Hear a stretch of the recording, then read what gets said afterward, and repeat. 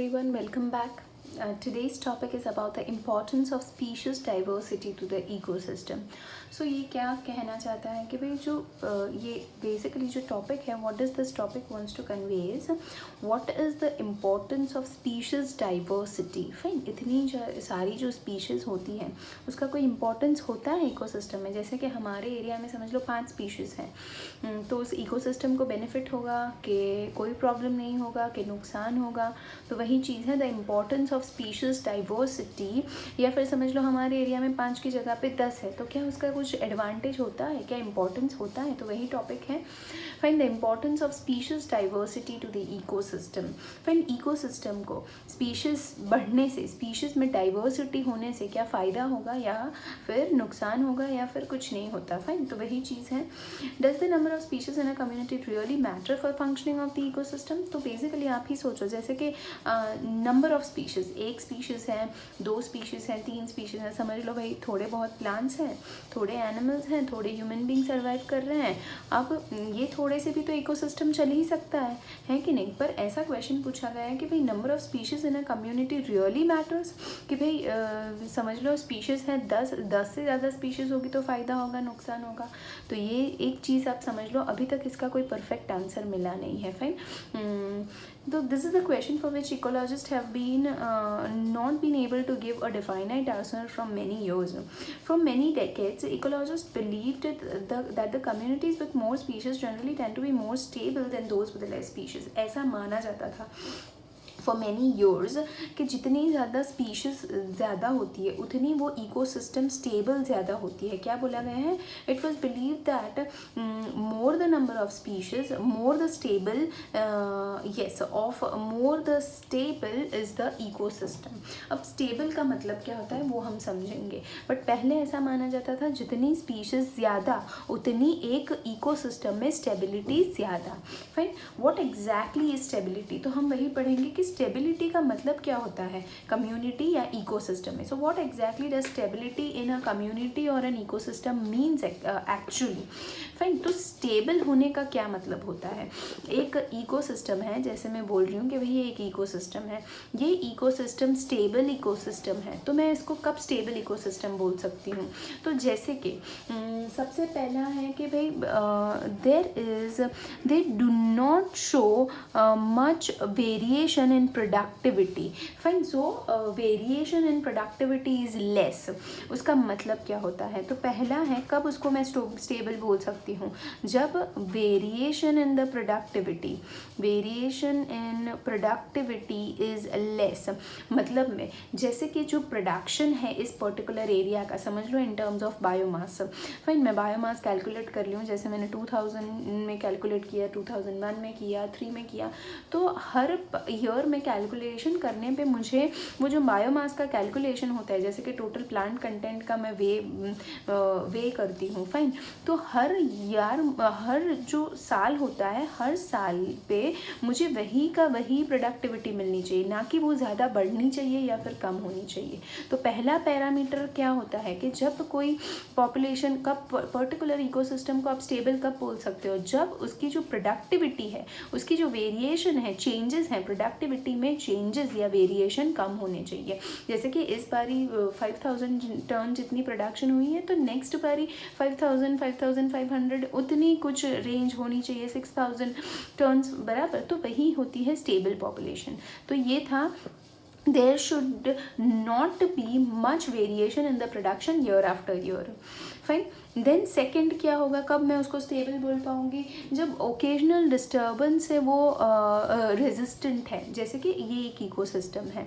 Fine, तो इस ecosystem में कोई डिस्टर्बेंस आता है, नेचुरल है, जैसे कि सुनामी है, फिर समझ लो, या फिर अर्थक्वेक है, या फिर कोई मैनमेड, जैसे कि हमने बहुत सारे ट्रीज़ कट कर लिए वगैरह वगैरह. ऐसा कोई मैनमेड या फिर नेचुरल में देखो फॉरेस्ट फायर लग गई या हमने आग लगवाई है, कुछ भी. तो कोई भी ओकेजनल डिस्टर्बेंस उस पर्टिकुलर एरिया में आए, फिर भी वे रेजिस्टेंट रहता है. वे क्या करता है, वे ऐसे कोप अप करता है कि उसकी प्रोडक्टिविटी तो दूसरे साल भी उतनी ही होगी. तो उसे बोलेंगे stable population. Fine, that is second क्या होगा, that is it is resistant to occasional disturbance, जो इकोसिस्टम है उसमें जो भी डिस्टर्बेंस आए, समझ लो कोई भी डिस्टर्बेंस है, नेचुरल हो या मैनमेड हो, वो फिर भी हिलेगा नहीं, उसकी जो प्रोडक्टिविटी है वो कांस्टेंट रहेगी। फाइन, ऐसा नहीं हो जाएगा कि नेक्स्ट ईयर प्रोडक्शन कम होगी वगैरह वगैरह। Fine.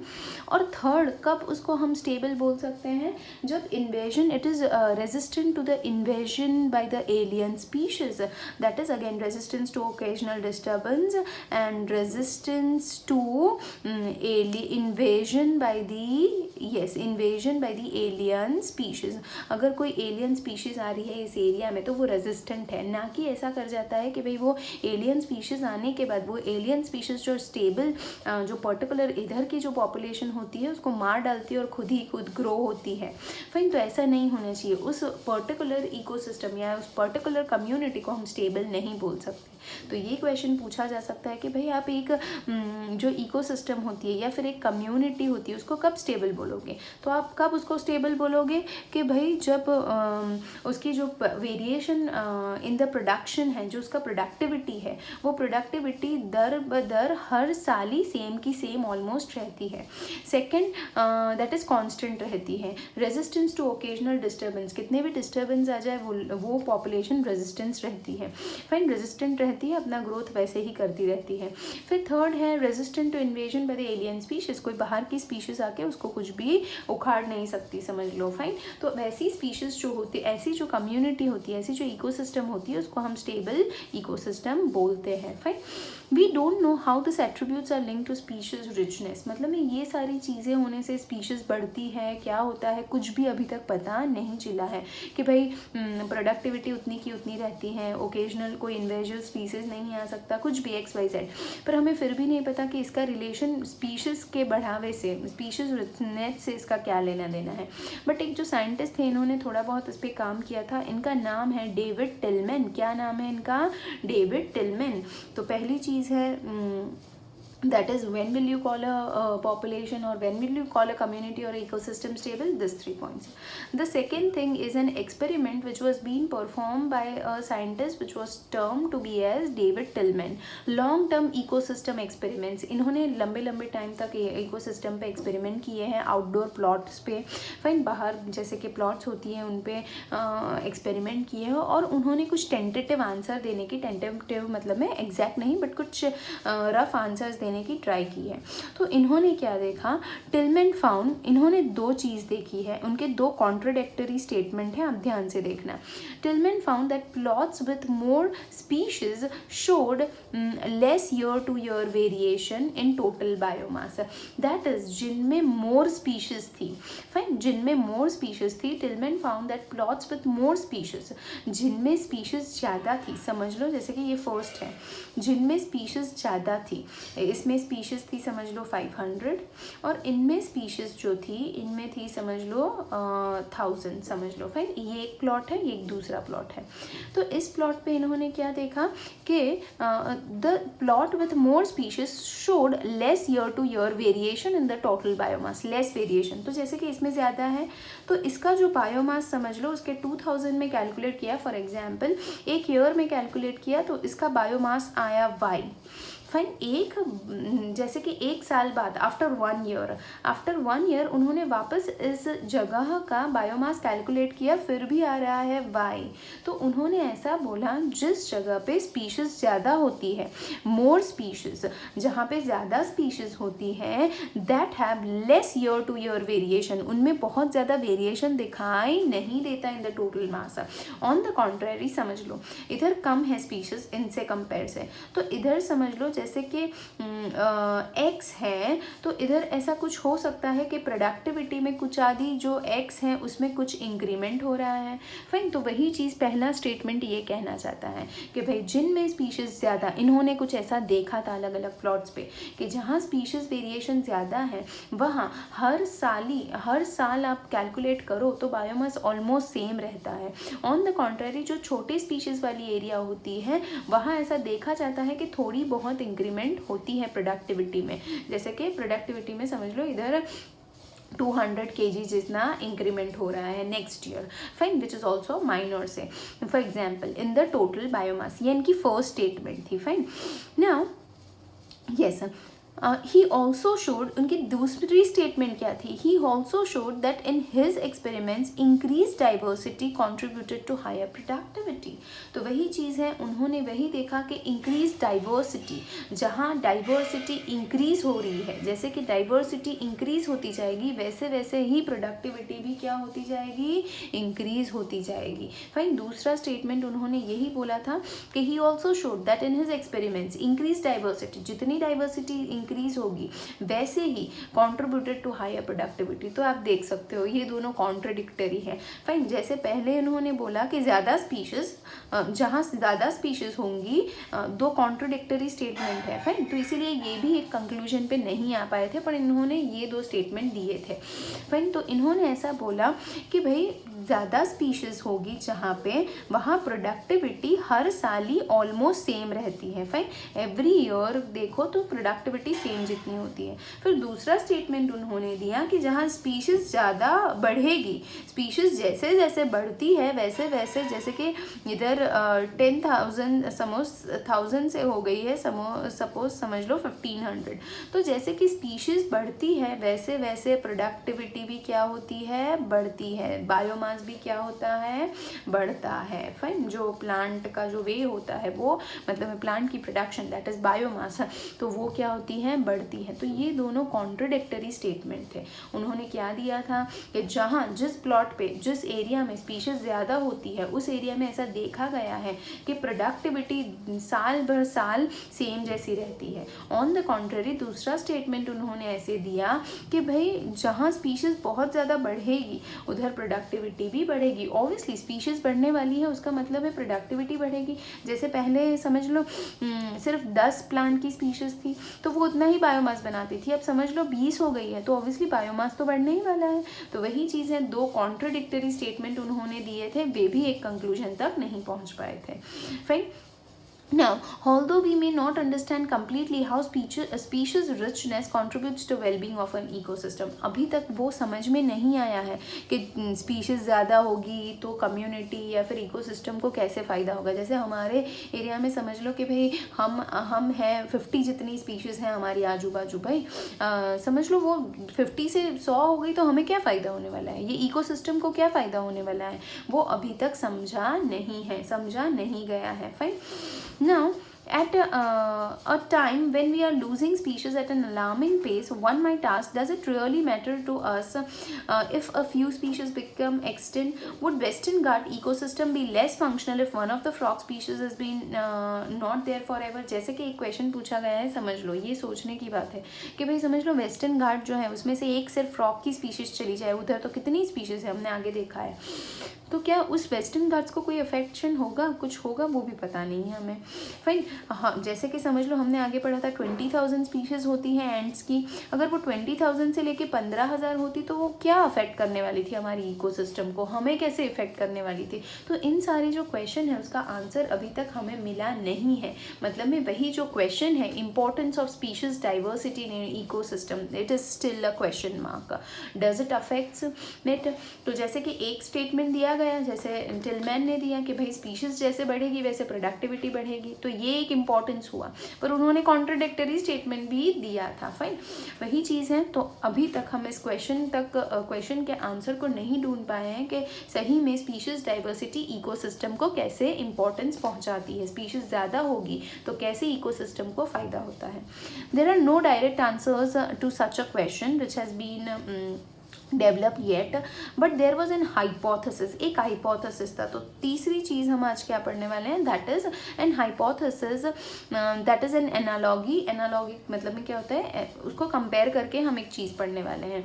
The rivet popper hypothesis, rivet popper hypothesis basically क्या होता है, तो उनमें ये रिवर्ट पॉपर हाइपोथेसिस जो है वो किन्होंने दिया था, it was been used by Stanford ecologist Paul Ehrlich. Fine, ये नाम याद रखना। इन एरोप्लेन को जैसे कि कंपेयर किया गया है एक कंप्लीट इकोसिस्टम के साथ, समझ लो उसको एक कंप्लीट इकोसिस्टम के साथ, ये समझ लो एरोप्लेन है। फाइन, तो सिर्फ समझना ये एरोप्लेन है, समझ लो। तो जैसे कि ये सब ये एक हाइपोथेसिस हम पढ़ रहे हैं। हाइपोथेसिस क्या होता है? हाइपोथेसिस ऐसा कुछ होता है like which is not yet been proved. Fine, experiments जो होते हैं उसके प्रूफ होते हैं हमारे पास। जो हाइपोथेसिस होती है वो स्टेटमेंट होती है जो अभी तक प्रूव नहीं हुई है। तो एक रिवर्ट पॉपर हाइपोथेसिस है। अब रिवर्ट क्या होता है? जैसे कि ये एरोप्लेन है, इस एरोप्लेन को समझ लो एक इकोसिस्टम है। फाइन, और ये जो सारे बोल्ट्स लगाए गए हैं, बोल्ट्स जो इनको कनेक्ट कर रहे हैं, सारे पार्ट्स को कनेक्ट करने वाले जो ये हैं रिवर्ट्स, क्या बोलते हैं इसको? रिवर्ट। फाइन, और ये रिवर्ट को हम कंपेयर कर रहे हैं। The aeroplane is being compared with the ecosystem. The reverts are being compared with the species. वो क्या है? तरह तरह की species हैं। जैसे कि ये एक रिवर्ट मतलब में बोल्ट जिनसे फिट किया जाता है, तो ये एक रिवर्ट, दूसरा, तीसरा, चौथा, बहुत सारे रिवर्ट हैं। तो रिवर्ट का मतलब इधर हमने क्या कंपेयर किया है? रिवर्ट को is being compared with the species. If every passenger traveling in it starts popping a revert to take home, causing a species to become, it may not affect flight safely initially, but as more and more reverts are removed, the plane become dangerously weak over a period of time. Which revert is removed may also be critical. Loss of revert on the wings, which is a key species, say, is obviously more serious than that. Okay, fine. So basically ये experiment जो है, ये Paul rich ने ऐसा hypothesis दिया कि भाई हम इसको कंपेयर करते हैं इकोसिस्टम को एक प्लेन के साथ, और उनके जो रिवर्ट होते हैं, जो फिट किए गए बोल्ट होते हैं, उनको कंपेयर करते हैं स्पीशीज के साथ। तो उन्होंने बोला गया सारे जितने पैसेंजर हैं एक एक बोल्ट घर ले जाने के लिए निकाल रहे हैं। जैसे कि मैंने ये निकाला, आपने ये निकाला, किसी ने ये निकाला, तो ऐसे करते करते जैसे इनिशियली एक बोल्ट निकला तो प्लेन को कोई फ़र्क नहीं पड़ेगा, दूसरा निकला तो नहीं पड़ेगा, वो चलती जाएगी, तीसरा, चौथा, बट समझ लो बहुत सारे बोल्ट धीरे धीरे निकलने लगे तो क्या होगा भाई? ये तो क्या हो जाने वाली है? ड्राउन हो जाने वाली है, गिर जाने वाली है, फाइन, या फिर क्रैश हो जाएगी। तो वही चीज़ है कि एक एक स्पीशीज़, जैसे एक स्पीशीज़ निकली, दूसरी स्पीशीज़ निकली, तीसरी स्पीशीज़ निकली, चौथी निकली, तब तक कुछ इकोसिस्टम को फ़र्क नहीं पड़ा, वो स्मूथली काम कर रहा था। बट समझ लो धीरे धीरे करके सारी स्पीशीज़ निकलने वाली है तो क्या हो जाएगा? ये इकोसिस्टम तो डेंजर में आ जाएगा। ये इकोसिस्टम का क्या होगा? अब डेंजर में आ गया है, फाइन, वो तो क्रैश हो जाएगा, वो ये इकोसिस्टम सर्वाइव नहीं कर पाएगी। फाइन, तो वैसा ही कनेक्शन कुछ बताया गया है between the species and the ecosystem. Species खत्म होगी तो इकोसिस्टम भी डेंजर में आ जाएंगे। फाइन, बट कितनी स्पीशीज़, ज़्यादा स्पीशीज़ तो ज़्यादा फ़ायदा, ऐसा कुछ बताया गया नहीं है। फाइन, अब समझ लो जैसे कि किसी ने इसके ज्वाइन करने वाला जो रिवर्ट है वो निकाल दिया है, समझ लो ये ज्वाइनिंग वाला, तो ये तो सबसे ज़्यादा क्रिटिकल रिवर्ट है, जैसे विंग्स ही अलग हो जाएंगी प्लेन से। फाइन, तो ये जो रिवर्ट होता है, जो मेन रिवर्ट होते हैं, वो मेन रिवर्ट को हम बोलेंगे की स्पीशीज़। किसके कंपेयर किया है? की स्पीशीज़, इंपॉर्टेंट स्पीशीज़। जैसे कि समझ लो फॉर एग्जाम्पल एक इकोसिस्टम है, उसमें बहुत सारी स्पीशीज़ है। फाइन, अगर ये जो स्पीशीज़ है ये की स्पीशीज़ है, ये इससे भी अटैच्ड है, इससे भी अटैच है, इससे भी अटैच है, किसी ना किसी तरह ये सबसे अटैच है। अब समझ लो ये बी स्पीशीज़ या ई स्पीशीज़ निकल गई तो इतना नुकसान नहीं होगा इकोसिस्टम को। बट समझ लो ये जो ए स्पीशीज़ है, जो की स्पीशीज़ है, दिस इज विद स्पीशीज़ की स्पीशीज़, जैसे कि ये रिवर्ट जो है वो मेन रिवर्ट है, मेन बोल्ट है, या फिर मेन की स्पीशीज़ है, तो ये निकल गई तो विंग ही अलग हो जाएगा। तो वैसे ही ये ए स्पीशीज़ निकल गई तो पूरी इकोसिस्टम टक नहीं पाएगी, वो सस्टेन नहीं कर पाएगी। तो वही चीज़ है कि एक हाइपोथेसिस से इतना तो बताया गया है कि भाई स्पीशीज़ है तभी इकोसिस्टम बनता है। फाइन, तभी इकोसिस्टम बनता है, और स्पीशीज़ जैसे जैसे कम होगी तो ऑब्वियसली इकोसिस्टम को भी नुकसान होने वाला है। फॉर एग्जाम्पल जैसे कि प्लांट की 10 स्पीशीज़ है, समझ लो उसमें से 5 हो गई, तो एनिमल के लिए खाना कम हो जाएगा। अब छोटे एनिमल के लिए, अब छोटे एनिमल को बड़े एनिमल खाएंगे, बड़े को उससे बड़े खाएंगे, तो सारी चेन डिस्टर्ब हो जाएगी। तो वही चीज़ है, स्पीशीज़ तो इम्पॉर्टेंट है ही है, प्रोडक्शन भी कम होगा, खाना भी कम होगा, तो वही चीज़ है, that is the importance of species diversity to the ecosystem. तो अगर आपको कोई सवाल पूछे क्या स्पीशीज़ डाइवर्सिटी इकोसिस्टम के लिए ज़रूरी है, तो आप लिखना species in an ecosystem is a very important key entity for an ecosystem, but we do not actually know the answer that more the species, more is the importance to the ecosystem. This is yet not been discovered. We in the coming class shall understand about loss of biodiversity. We are left with just 3 classes and then we'll be done with this chapter. Thank you.